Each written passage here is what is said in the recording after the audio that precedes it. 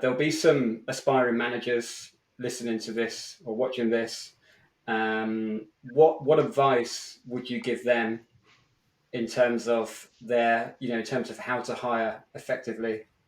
Dave, if you wanna start, that'd be great. Um, Number one for me is maybe I don't know if this is controversial or not, but I don't want to hire people like me.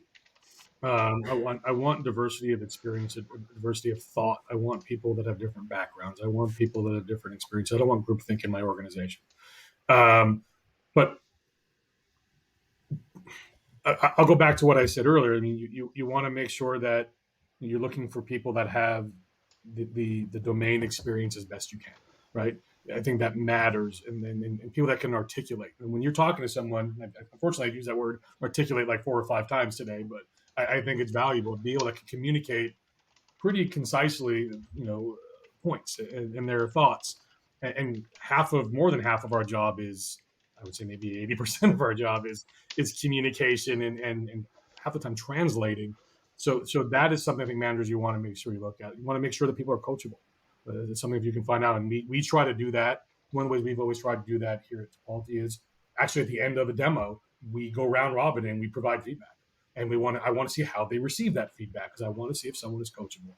If you're not coachable, you're not gonna work out here. Um, it doesn't mean people can't push back or disagree, but you have to be willing to take feedback and advice and move forward. Uh, Beyond that, it's okay to make a mistake. You don't want to, but you're not going to get it right 100% of the time. So don't let the fear of getting the perfect candidate get in the way of hiring a really really good candidate that can grow. Everyone's not going to tick every single box, but make sure they tick the box and at least the important ones, and you can coach them up on the others. Right? I think. And last thing is develop a group of individuals that you trust their opinions. And as you're looking to hire and include them as part of the hiring process, so that to Jeff's point earlier, someone says no, you trust that person knows what you're looking for, knows the team, and that way you're not just relying on your own gut and your own opinion. You're relying on people you trust to help you guide you through the process as you're making your first hires. Yeah, that makes total sense. And Jeff, from your side, what advice would you give? Yeah, so I'll give you maybe two categories here. One, authenticity is such a hot topic, it seems, in general these days. Don't forget, as a hiring manager, and especially as a frontline one, to showcase some of your authenticity. What is your personality like? You are, and Dave mentioned it, it's like a hint of almost the way you're dating here. Let's not overplay that, but there is a bit of that, like you're don't forget you're selling just as much as you're buying all at the same time too. So like for me, when I open up, if I'm doing an interview, I'm very, like, for one, I'm definitely much more toward the casual side, right? Some people love being very formal, and that's fine. That play to your own personality, right?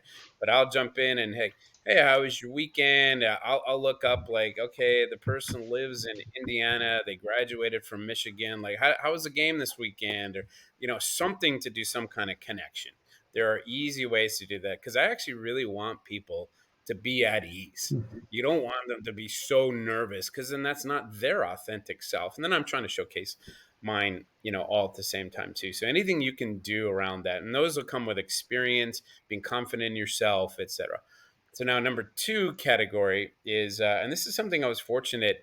Oh man, and it must be from almost 20 years ago at this point, but I was lucky to go through like interview training. So, this is something that we don't do often as hiring managers. And it's not so apparent how to do these things. And I actually took a class along with a bunch of other hiring managers because I was at VMware at the time. We were growing, I mean, 1,000% a year type thing. We were constantly being measured on how many people you could hire. So I forget who our SE leader was at the time. I was just a frontline manager back then. But they put us through interview training, and one of the best techniques I learned was how to be an interviewer and how to handle the process. So I'll give you the quick ones, just a fun one here.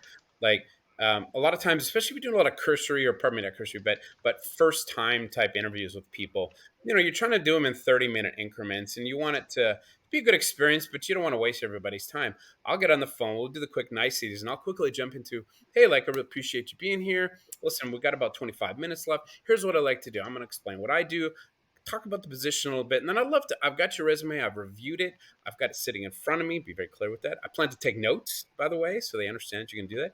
And then I'd like to have you kind of walk me through your resume, starting at a specific point, and I'm going to ask questions throughout the way. I don't necessarily have formal ones, but I want to kind of learn a little bit about your experiences. And then, by the way, at the end, I'm going to leave 5 minutes for you to ask questions.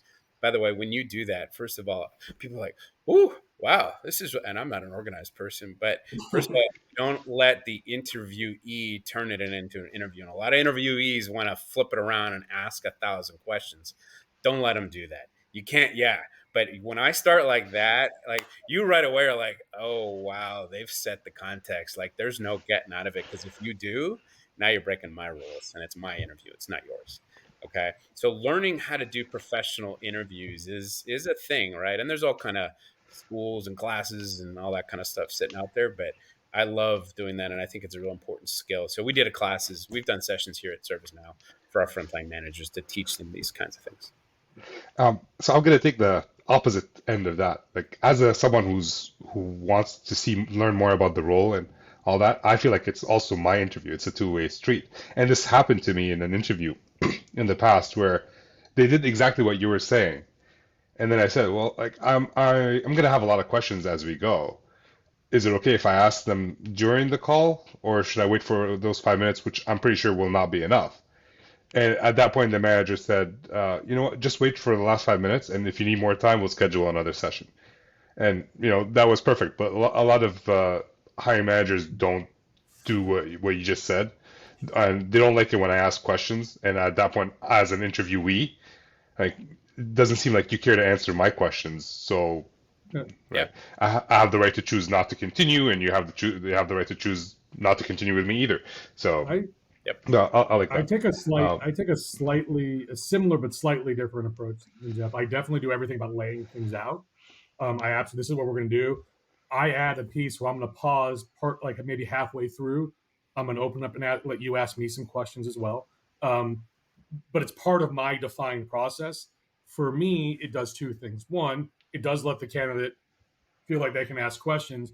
I found I learned so much from the types of questions the candidate asks on what they value and what's important to them, that often helps me almost rule them out, because they're asking IPO questions in my first 30-minute conversation, like those kinds of things versus about the job. So I use that as a tactic to understand what is motivating and why I'm talking to this person. But to Jeff's point, I still am owning the flow of the conversation. I'm going to tell you about this. I'm going to ask you some questions. Then I'm going to pause, let you ask some questions, and then that begets a lot more questions from me. And that way, the candidate feels like they're part of the interview, but I'm still controlling it.